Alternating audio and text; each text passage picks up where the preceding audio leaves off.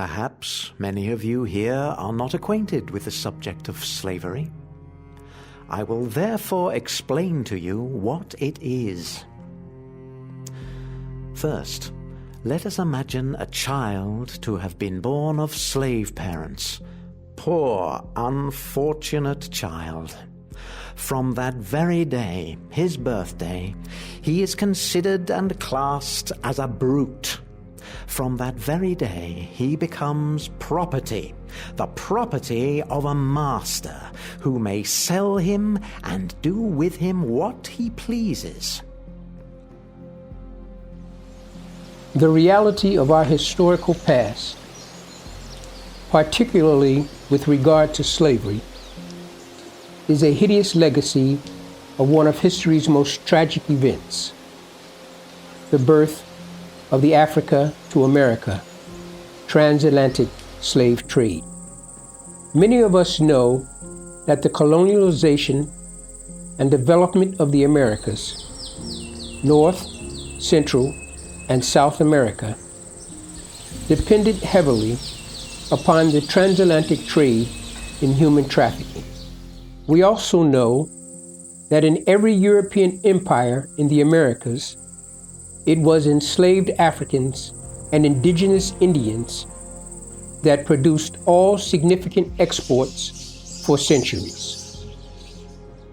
Also, we know that the foundations of the Atlantic slave trade have been studied by scholars the world over for decades, including the origins and demographic composition of both the indigenous Indian and African populations.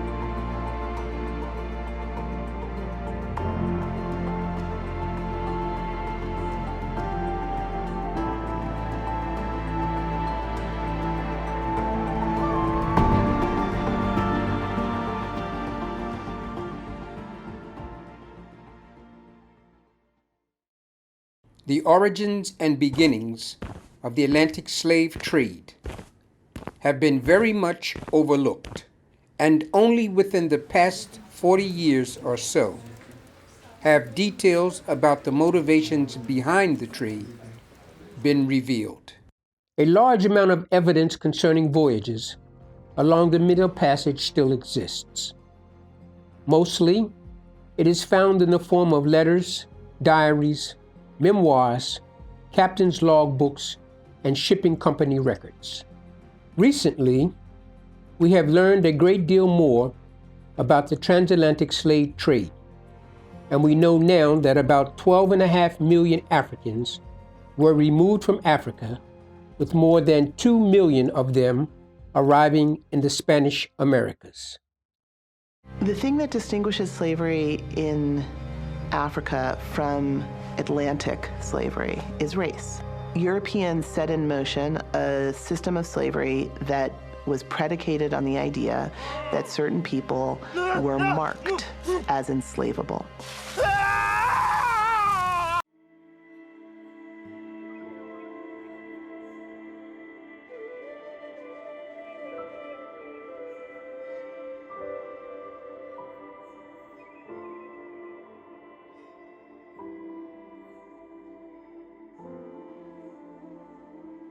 Not only did the Spanish Empire play an important role in the Americas, but the Spanish colonies have a much broader history than their British, French, Dutch, or Portuguese counterparts.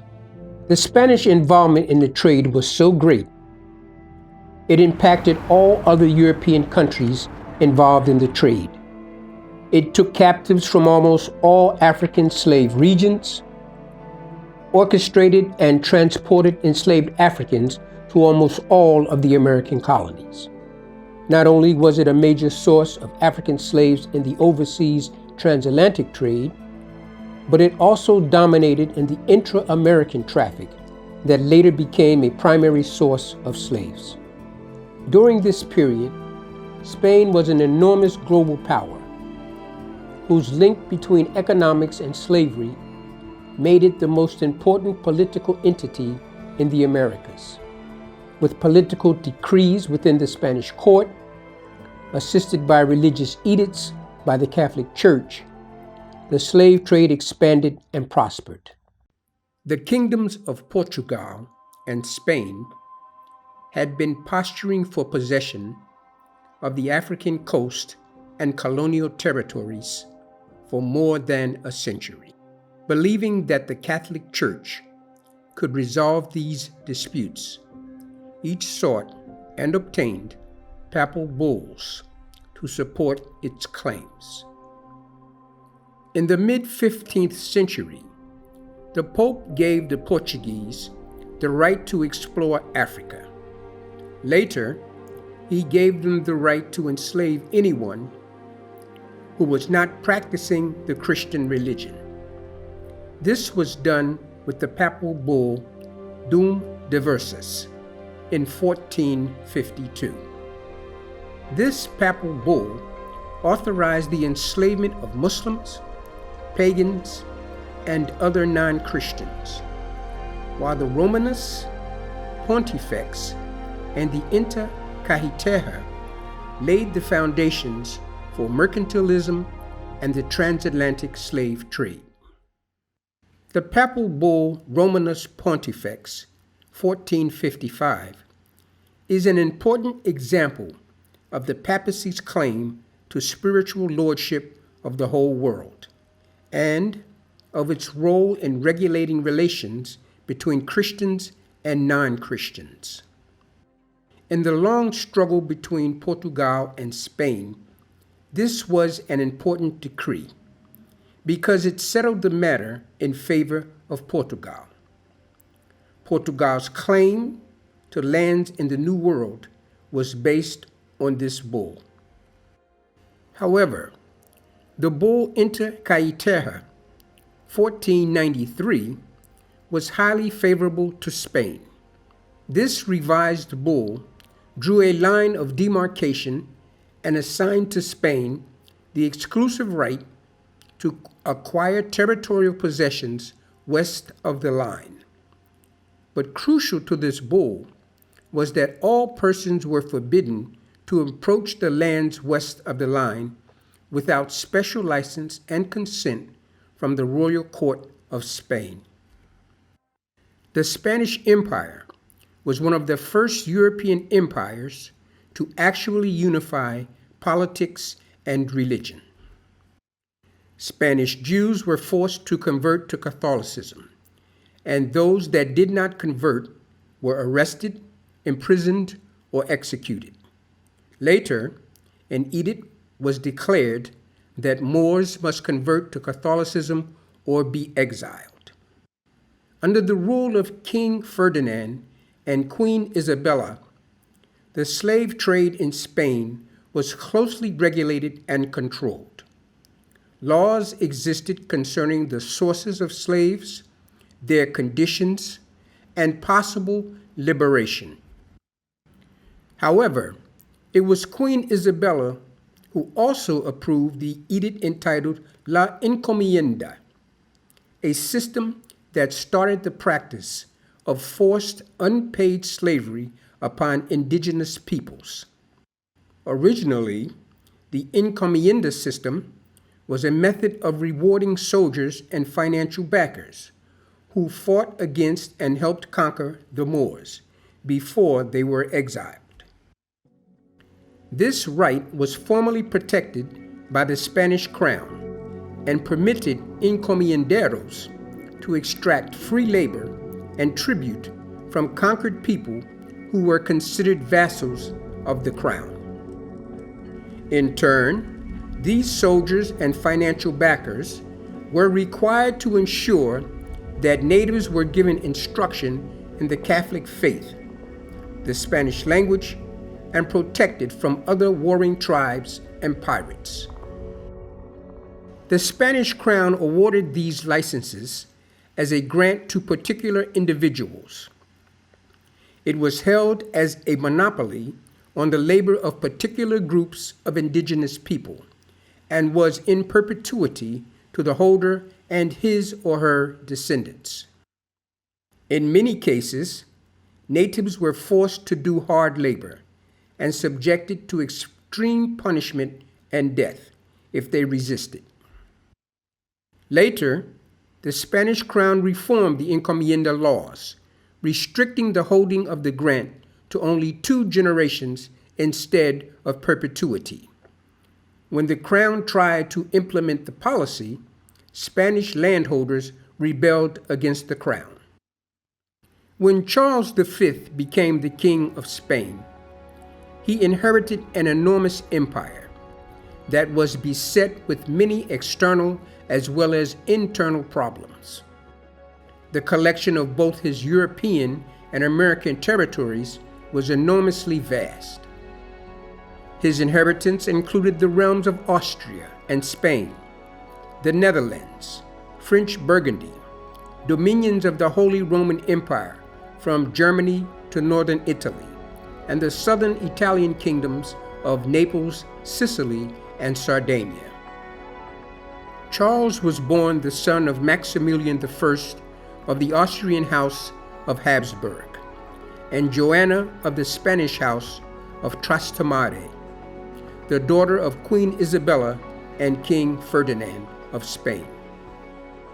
Almost from the very beginning, Charles's reign was embroiled defending his kingdoms on the European continent and expanding his territories in the Americas. With wars being a costly endeavor, Charles was forced to borrow considerable sums of money from German and Italian bankers. In order to repay such loans, he depended heavily upon an emerging capitalist economy of cash flows from his Low Countries and the flows of precious metals from South America to Spain, which were the chief source of his wealth. Charles V received a Spanish inheritance that consisted of the union of the crowns of Castile, Queen Isabella, and Aragon, King Ferdinand. However, as a native-born Habsburg from Austria, he was viewed by Spanish aristocracy and nobles as a foreign ruler. Charles was accepted as sovereign, but the Spanish were very uneasy with his imperial style. Soon, resistance to his reign began, especially because of heavy taxation to support foreign wars, which the Castilians had very little interest in, and because he tended to select Flemings for high government offices in Castile and America, ignoring Spanish or Castilian candidates. Later, two rebellions, the revolt of the Germanes and the revolt of the Comuneros, contested Charles's rule. The Spanish Council of State was made up of 7 Flemings and just 2 Castilians. Laurent G. Gouverneur was a Flemish aristocrat with a very high position in the Spanish court. Before 1518, the slave trade was highly regulated and consisted mostly of slaves being sent from Spain to the Americas, directly by the Spanish government. However, Charles V opened the transatlantic slave trade on a massive scale when, in August 1518, he granted a charter to Laurent G. Gouverneur to transport 4,000 slaves directly from Africa to the Spanish-American colonies. In effect, Charles V was circumventing the legal statutes established by King Ferdinand and Queen Isabella that slaves must have been born in Spain, and they only allow Africans to enter the Americas provided they had converted to Catholicism. Gouverneur's license provided for the trafficking of 4,000 male and female slaves. Although it was specified that the shipment should take place at the port of Seville, where it would be exempt from the obligation to register with the Casa de Contratação, which would guarantee that no more licenses would be granted for the following 8 years, Gouverneur resold his license to Genoese merchants, who in turn sold their rights to other traffickers. The enormous budget deficit that Charles accumulated during his reign, due to foreign wars and conflicts, along with the inflation that affected the kingdom, influenced his decision to create a more direct, economically viable Africa to America slave trade. This decision by Charles V essentially changed the nature and scale of the transatlantic slave trade for centuries.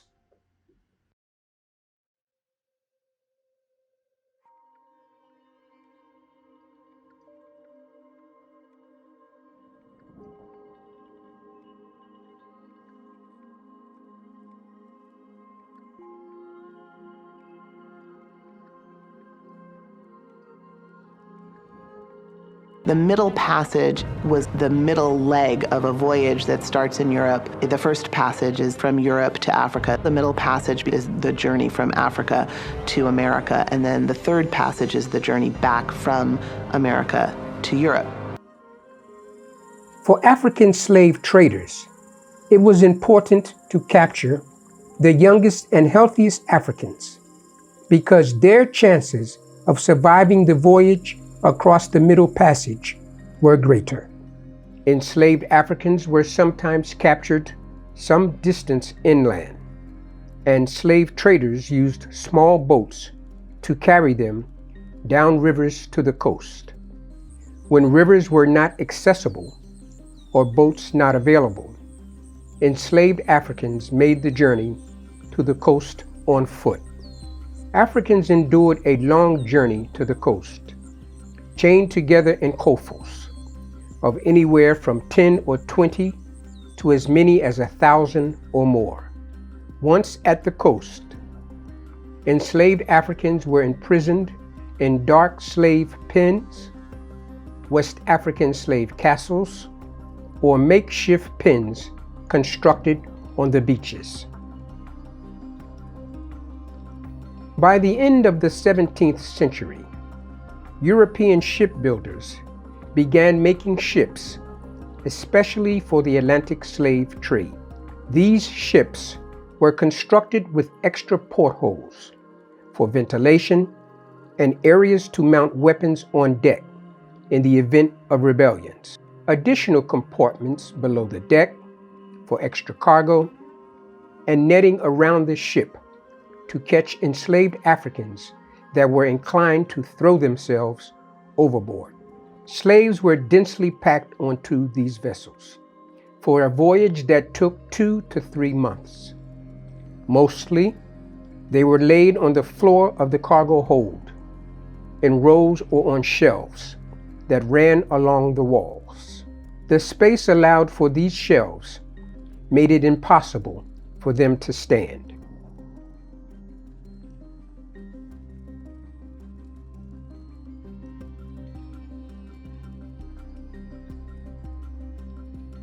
At last, when the ship we were in had got in all her cargo, they made ready with many fearful noises, and we were all put under deck so that we could not see how they managed the vessel. But this disappointment was the least of my sorrow. The stench of the hold while we were on the coast was so intolerably loathsome that it was dangerous to remain there for any time, and some of us had been permitted to stay on the deck for the fresh air. But now that the whole ship's cargo were confined together, it became absolutely pestilential. The closeness of the place and the heat of the climate added to the number in the ship, which was so crowded that each had scarcely room to turn himself, almost suffocated us. This produced copious perspirations, so that the air soon became unfit for respiration from a variety of loathsome smells, and brought on a sickness among the slaves, of which many died, thus falling victims to the improvident avarice, as I may call it, of their purchasers. You're talking about hundreds of people. You're at 120 degrees. It smells terrible. There are actually people dying around you, which has to be a traumatic experience for everybody on board.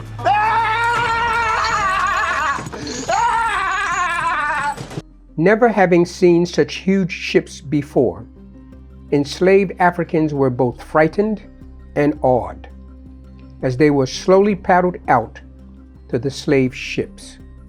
A week or so after leaving the African coast, chances for effective escape were lessened, and small groups of enslaved Africans were brought on deck to be inspected.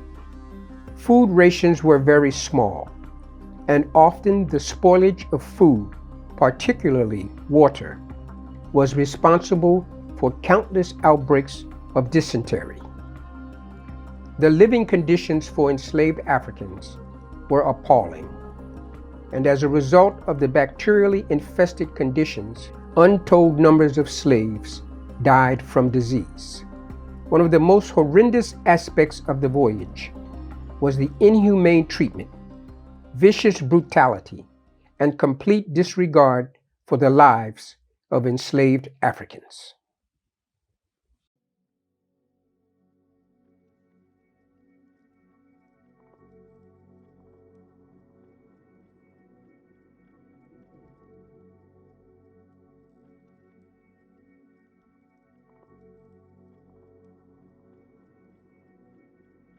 Histories of the transatlantic slave trade typically focus on those enslaved in the North American colonies and often overlook its southern counterpart.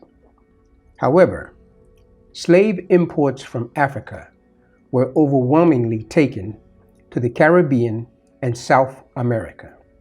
After the conquest of Latin America by the Spanish and Portuguese, over 4 million enslaved Africans were taken to Brazil via the Atlantic slave trade, with the majority of Africans being placed in the South American Spanish and Portuguese colonies. They slowly transformed the societies where they were enslaved. As a result of multicultural relationships, there were many different racial mixtures derived from the offspring of various unions between Spaniards, indigenous peoples, the Portuguese, and enslaved Africans, producing a fluidity and pliability of racial identity that became a defining characteristic of Latin American colonialism. The large Afro-Latino populations which remain in these regions today are the legacy of colonial slavery. Colombia was a major destination for slave ships, with the town of Cartagena de Indias being one of the most important ports through which enslaved Africans entered Nueva Granada, present-day Colombia and Panama, as well as parts of Ecuador, Peru, Brazil, Costa Rica, Venezuela, and Nicaragua. Cartagena also served as a hub for the intra-Latin American slave trade, where enslaved Africans were sold on to various destinations in the Andes and beyond. Within Colombia, enslaved Africans carried out a wide variety of tasks. They were squires, muleteers, cowboys, blacksmiths, domestic servants, gold miners, pearl divers, and sugarcane cultivators. The relatively slow economic growth and development in Colombia is believed to have contributed to an overall less harsh and exploitative forms of slavery in many parts of Colombia than in the French and English sugar islands. Of course, this idea is debated, but it appears that the dehumanization of enslaved Africans was less pronounced in Spanish America than in French and British colonies. In Colombia, a slave was able and allowed to testify against their master in court on matters of maltreatment and other legalities, and often did so. It is also argued that Colombian authorities and slave owners were more readily able to accept enslaved Africans as human beings, not as equals, of course, but with some basic human rights. Becoming a freed man was a legitimate goal for enslaved Africans, who could gain their freedom through a variety of means and through the influence of the Catholic Church. Also, family bonds among enslaved Africans were encouraged. Up to 2/3 of all adult enslaved Africans in Colombia lived in family units, and parents had rights over the fate of their children. When a sale occurred, it was more often than not the sale of an entire family. As in other parts of South America, the indigenous population of the Bolivian Andes decreased dramatically. To compensate for the loss of indigenous labor, African slaves were transported in great numbers to Potosi. Potosi was a fabulous wealth mining town that became one of the richest and largest cities in South America. There, enslaved Africans were forced to act as human mules. Unfortunately, the lifespan of a human mule was only 2 months.